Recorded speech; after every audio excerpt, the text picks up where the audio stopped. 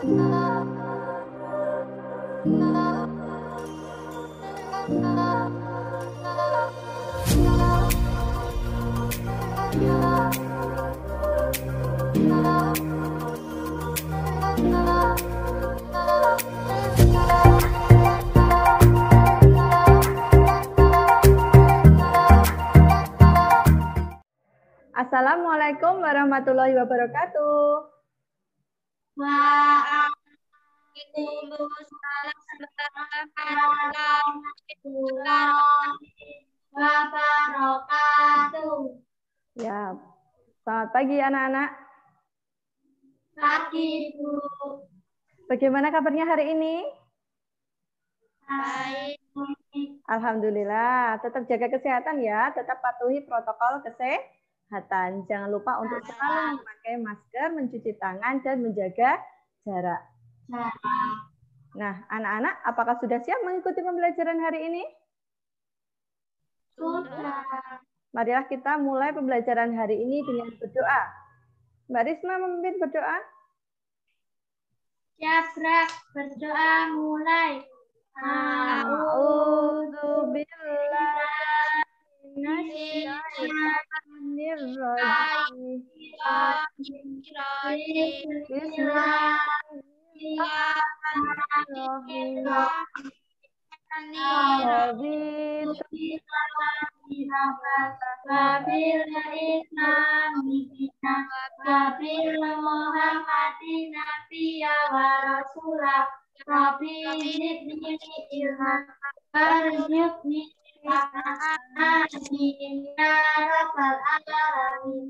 Ya, alhamdulillah, mudah-mudahan nanti pembelajaran hari ini dapat bermanfaat untuk kalian. Kalian dapat mendapatkan ilmu yang bermanfaat. Nah, anak-anak, untuk menambah rasa nasionalisme kita, marilah kita menyanyikan lagu Garuda Pancasila.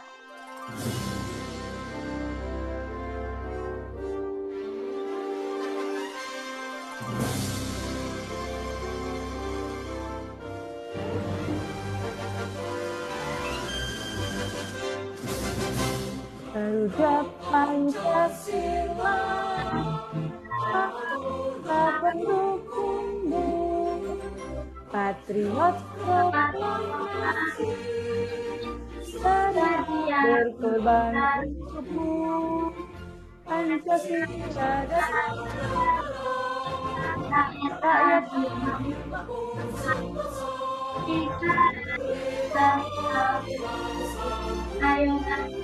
Ayo maju, maju, ayo maju.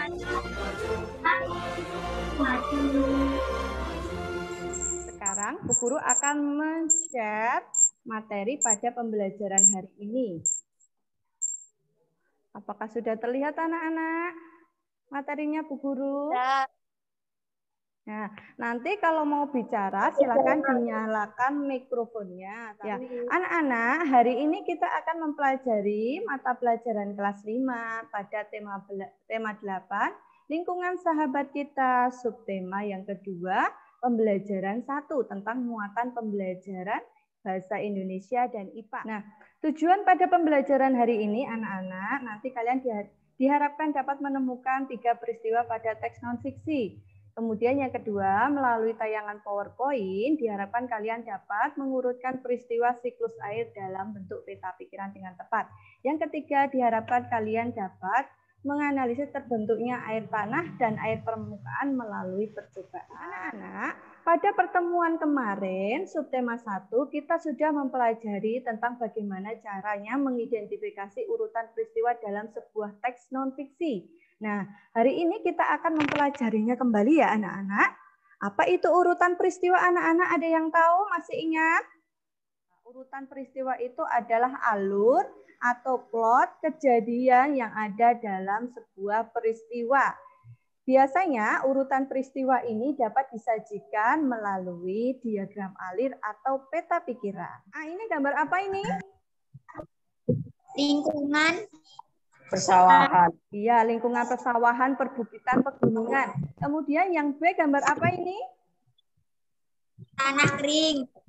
Gambar tanah kering. Iya. Kemudian, nah coba kita lihat dari kedua gambar ini ya anak-anak. Menurut kalian dari gambar A sama gambar B, gambar mana yang lebih indah untuk dilihat anak-anak? Gambar A.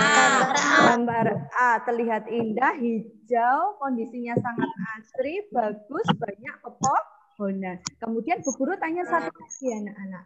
Menurut kalian, dapatkah lingkungan yang A ini berubah menjadi lingkungan yang B? Bisa tidak? Bisa.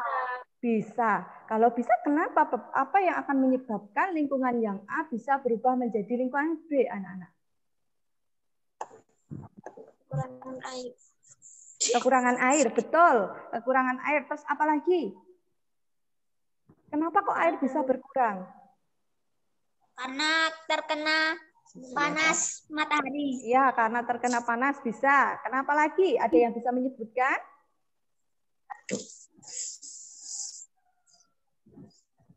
Kenapa? Kalian lihat gambarnya baik-baik. Apa yang membedakan? Yang A ini banyak pepohonan. Yang B ini tidak ada pepohonan. Berarti pohon itu sangat berpengaruh atau tidak anak-anak? Berpengaruh. Iya, maka yang akan menyebabkan gambar yang A, lingkungan yang A berubah menjadi lingkungan B karena kekurangan air. Kenapa bisa kekurangan air? Karena lingkungannya tidak ada pepohonannya. Karena air itu meresap melalui pohon, akar-akar pohon. Kita akan mengurutkan peristiwa dari cerita tersebut. Judulnya adalah siklus air. Ada yang bisa membantu membaca? Coba Mas Raka membantu membaca. Yuk, paragraf pertama Mas Raka. Air di permukaan bumi selalu mengalami perputaran air disebut dengan siklus air. Siklus air dimulai dengan adanya proses pemanasan permukaan bumi oleh sinar matahari. Lalu terjadi penguapan hingga akhirnya terjadi perubahan uap menjadi titik air. Ada yang meresap ke dalam tanah, hingga di dedaunan, mengalir menuju laut melalui sungai atau mengumpul di danau, atau menguap lagi ke atmosfer. Iya, betul. Nah, kita lihat urutan peristiwa ya anak-anak. Dari judulnya tadi apa anak-anak? Siklus air. Siklus air. Kemudian kita lihat proses peristiwa yang pertama, kejadian yang pertama. Penguapan air laut karena pemanasan. Iya, penguapan air laut karena pemanasan. Kemudian uap air berubah menjadi titik air. Uap air berubah menjadi titik air. Kemudian yang ketiga, air telah menjadi titik-titik air. Ya, uap air yang berubah menjadi titik-titik air, kemudian menjadi awan. Setelah itu akan menjadi turun hujan. Yang sebelah ini ada gambar perkotaan, kemudian yang sebelah kanan Bu Guru, di depan layar kalian adalah gambar persawahan kembali. Air selalu tersedia karena adanya siklus air. Siklus air di sini dapat selalu terjaga jika tidak dirusak oleh kegiatan-kegiatan manusia. Nah, jika terjadi hujan, menurut kalian, gambar manakah yang akan lebih baik dalam menyerap air hujan, anak-anak? Gambar sawah. Gambar sawah, iya, karena banyak pepohonan, karena banyak asri. Kenapa gambar A ini tidak bisa untuk menyerap air lebih cepat? Kenapa? Kurangnya pepohonan. Karena kekurangan pohon. Karena kekurangan pohon dan karena jalan-jalan sudah ditutup dengan aspal. Ini adalah video tentang siklus air. Mari kita mengingat kembali kondisi. Mari kita mengingat kembali peristiwa siklus air itu seperti apa. Air ini akan lebih mudah meresap jika terdapat banyak pepohonan. Adanya air dan akar di dalam tanah akan menyebabkan struktur tanah menjadi kokoh dan tidak akan terjadi longsor. Berikut Ibu Guru ada video, sekarang kita simak baik-baik proses terjadinya air, dari mulai air itu seperti apa, atau hujan itu jatuhnya dari mana, prosesnya terjadinya hujan itu seperti apa. Kita lihat bersama-sama ya. Anak-anak, mari kita ingat kembali tentang proses siklus air. Siklus air dimulai dari evaporasi atau menguapnya air di permukaan bumi. Dan juga ada transpirasi, yaitu menguapnya air dari tumbuhan. Uap air evaporasi ini kemudian menuju ke udara dan terjadilah kondensasi atau pengembunan. Karena mendingin, air pada awan lama-kelamaan berat dan terjadilah prestisipasi atau turunnya titik-titik hujan. Hujan yang turun ada yang masuk ke sungai, danau, dan ada juga yang masuk ke tanah. Air hujan yang masuk ke tanah melalui celah-celah tanah akan menjadi air cadangan dan menjadi sumber air tanah. Ya. Dari video tadi adalah proses terjadinya hujan. Jadi air yang terserap, pertama tadi prosesnya apa anak-anak? Air menguap. Namanya apa air menguap? Nama lainnya tadi? Evaporasi. Evaporasi. Kemudian air menguap. Air menguap itu ada dua ya anak-anak. Satu namanya evaporasi yang menguap dari air laut karena terkena sinar matahari, panas sinar matahari. Kemudian yang kedua adalah penguapan dari pepohonan. Jadi kenapa tadi pohon itu sangat berfungsi? Karena pohon itu bisa menguap, namanya transpirasi. Sinar matahari, kalau lautan yang terkena sinar matahari menguap ke atas, itu namanya evaporasi. Kemudian selanjutnya setelah evaporasi dan transpirasi, kejadian apa anak-anak? Peristiwa apa? Kondensasi. Kondensasi itu adalah proses terbentuknya awan atau terkumpulnya titik-titik air di awan. Hal yang dapat mengganggu ketersediaan air tanah contohnya menebang atau pembakaran hutan secara liar. Hal ini dapat mengurangi kemampuan tanah dalam menyimpan air. Hutan yang gundul tidak bisa menahan air. Ya, hutan itu kalau banyak airnya pasti akan terserap. Tapi kalau tidak ada airnya, hutan yang gundul tidak akan bisa menyerap air karena tidak ada air yang diserap. Makanya akan terjadi kekeringan seperti gambar di awal tadi yang kalian amati, gambar kekeringan. Selanjutnya, hal yang dapat mengganggu ketersediaan air adalah penutupan permukaan menggunakan beton atau aspal. Nah, seperti jalan-jalan raya, itu akan mengganggu daerah resapan air. Semakin berkurangnya cadangan air di bumi, maka semakin menipis akibatnya. Pada musim kemarau akan terjadi kekeringan. Ada pertanyaan anak-anak?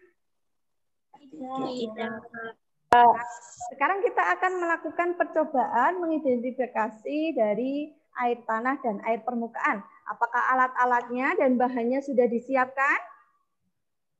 Sudah. Sediakan alat dan bahan. Yang pertama adalah busa, 2 buah baskom, beberapa bongkahan batu kerikil, dan air secukupnya.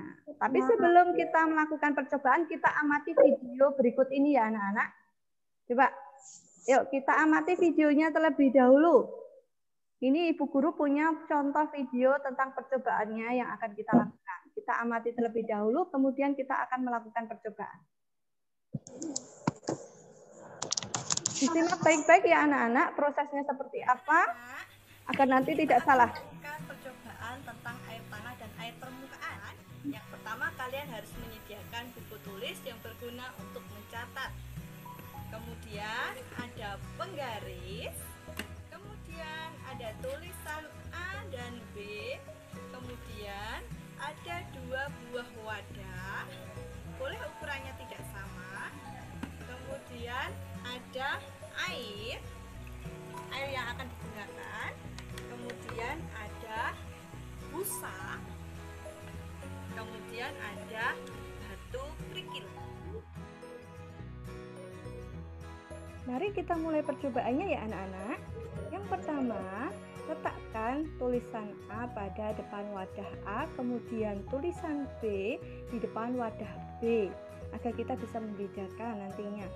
Langkah-langkah yang pertama, kita tuangkan air 1 gayung ke dalam wadah A. Kemudian kita letakkan 1 gayung kembali ke wadah B. Langkah selanjutnya kita harus mengetahui kondisi awal kedalaman air menggunakan penggaris ya anak-anak. Kita ukur terlebih dahulu pada wadah A. Selanjutnya kita catat berapa kedalaman air pada wadah A di dalam buku tulis. Kita juga harus mengukur kedalaman air pada wadah B dengan menggunakan penggaris. Hal ini dilakukan untuk mengetahui kondisi awal berapa sentimeter kedalaman air dari 2 wadah tersebut. Selanjutnya, kita harus memasukkan busa ke dalam wadah A. Selanjutnya, kita akan memasukkan beberapa batu kerikil ke dalam wadah B yang sudah kita siapkan tadi. Kemudian, kita diamkan selama 3 menit ya anak-anak. Amati yang terjadi. Setelah kita diamkan selama 3 menit, kita ukur kembali kedalaman air pada wadah A dan pada wadah B. Jangan lupa kita catat kedalaman air masing-masing wadah tersebut. Nah, anak-anak, adakah perubahan permukaan air pada kedua wadah tersebut? Pada wadah manakah yang menunjukkan terbentuknya air tanah? Dan pada wadah manakah yang menunjukkan terbentuknya air permukaan? Silahkan disimpulkan ya anak-anak. Sudah siap anak-anak? Kita akan melakukan percobaan. Disiapkan alat-alat dan bahan. Busa, sudah ada busa. Busa seperti ini sudah ada.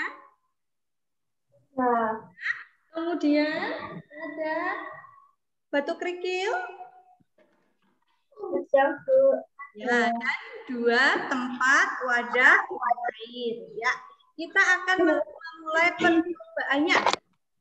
Silakan kalian menyiapkan diri. Kita mulai percobaannya yang pertama. Yuk, Bu Guru dari jauh juga ya.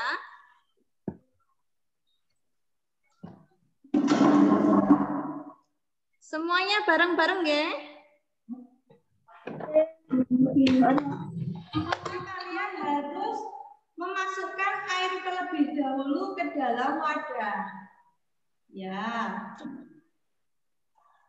Jika sudah masuk ke dalam wadah, selanjutnya kita ukur menggunakan penggaris. Wadah A terlebih dahulu kita ukur permukaan kedalaman permukaan air dari wadah A. Berapa sentimeter? Kita catat di buku tulis.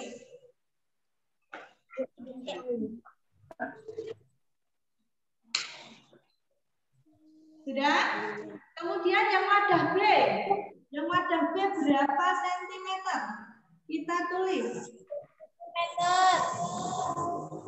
Karena kedalaman airnya tentunya berbeda-beda ya. Kalian tulis sesuai dengan kedalaman air wadah kalian masing-masing.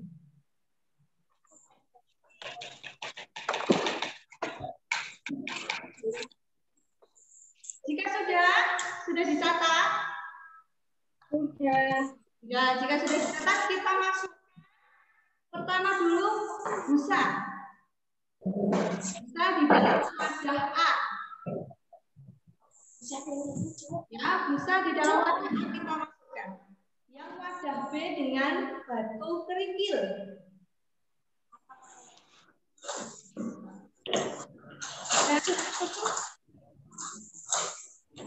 Siapa yang sudah? Sudah semuanya? Sudah. Selanjutnya kita tunggu selama 2 menit. Amati yang terjadi ya anak-anak. Silahkan diamati yang terjadi, kemudian menjawab. Jadi dong.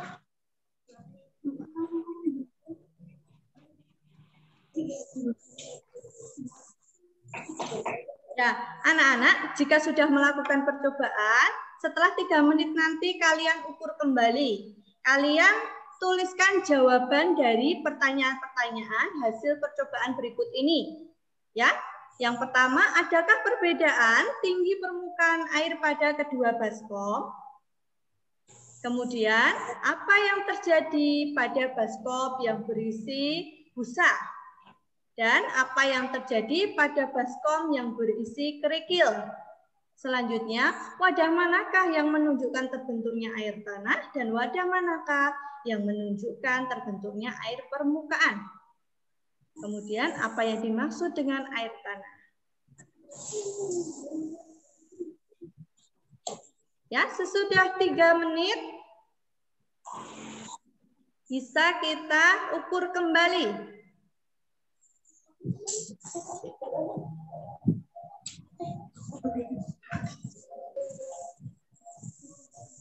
Bentar, 1 menit lagi ya. Bentar, 1 menit. Biar meresap.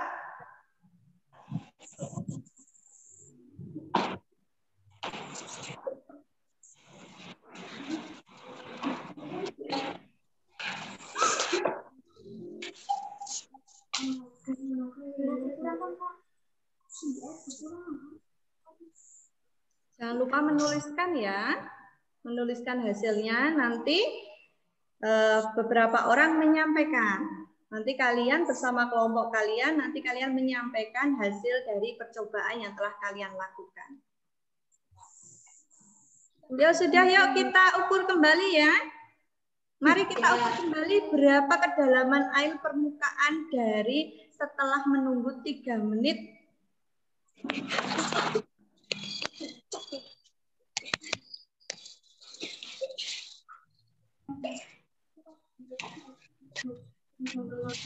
Ya, mari kita ukur kembali ya anak-anak, berapa kedalamannya.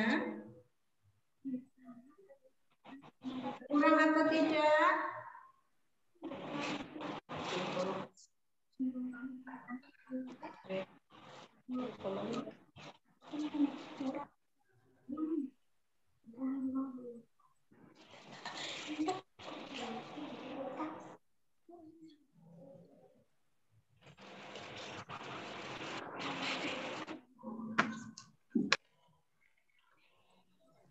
Sudah?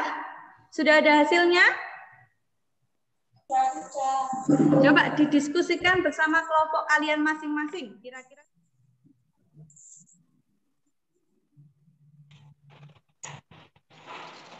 Sudah anak-anak?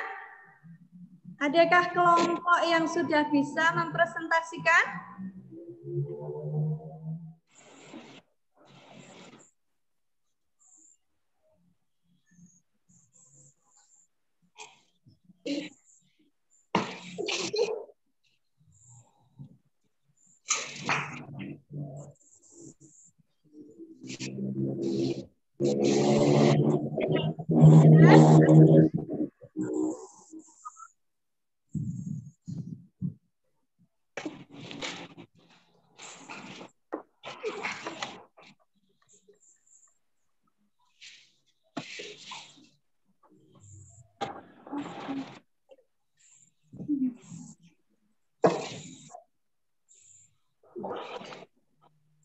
Sudah Mbak Risma, Mbak Wulan?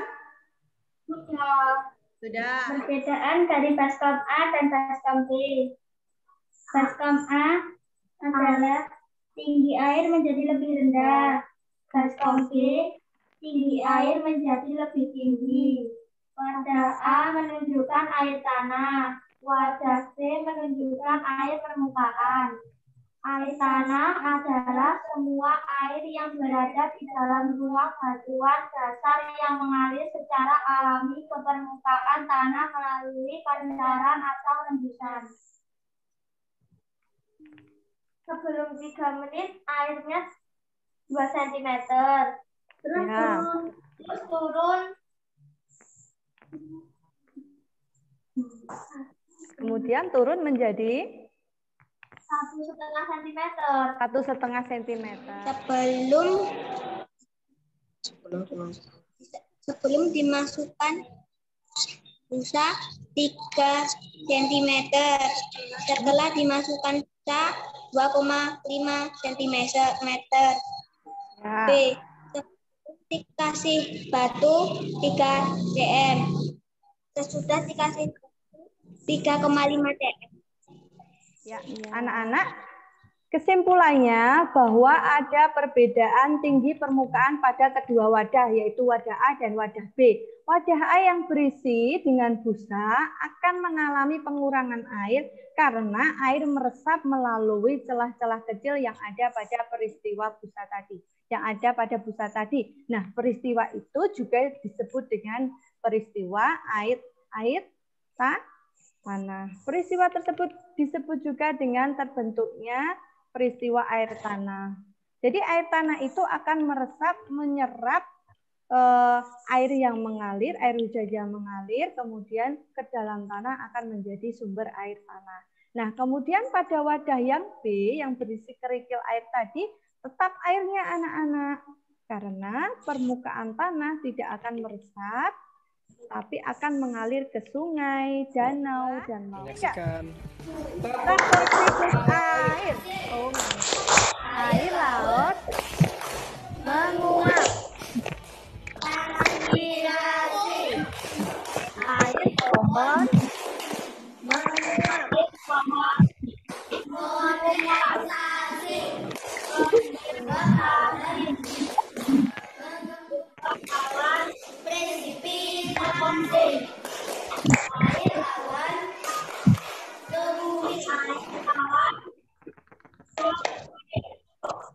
Ya, bisa untuk belajar di rumah kembali ya.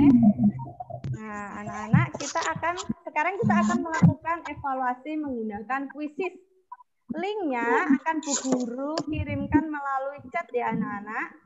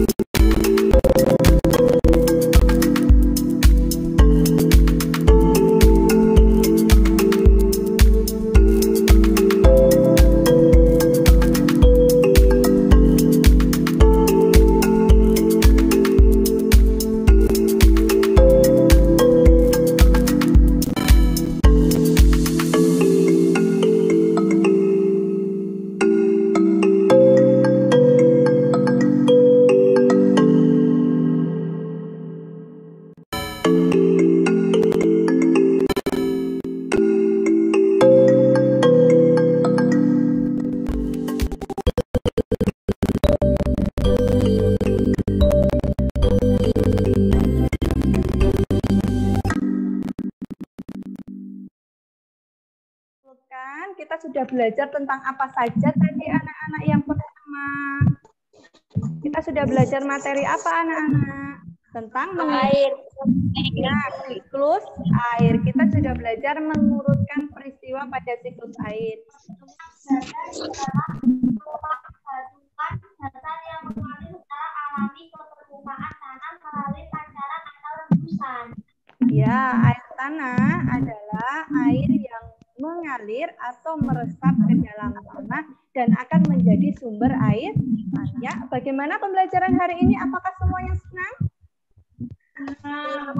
Ya, senang ya anak-anak. Dan nanti setelah pembelajaran diakhiri, silakan mengisi absensi pada Google Form yang akan Ibu Guru bagikan. Atau sebenarnya sudah tersemat di dalam Google Classroom. Ya, anak-anak, jangan lupa tetap patuhi protokol kesehatan. Tetap pakai tugas-tugasnya. Nanti silahkan kalian unggah hasil dari video percobaan yang sudah kalian buat ini. Jadi hasil dari percobaan tadi silahkan kalian unggah untuk diunggah di Google Classroom untuk pembelajaran hari ini. Marilah kita cukupkan dengan berdoa. Coba Mas. Siap, Bra. Berdoa mulai.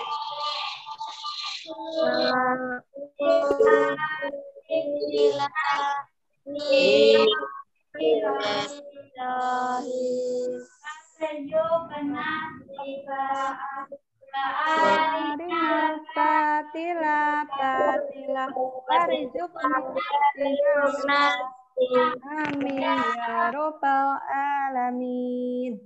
Wassalamualaikum warahmatullahi wabarakatuh.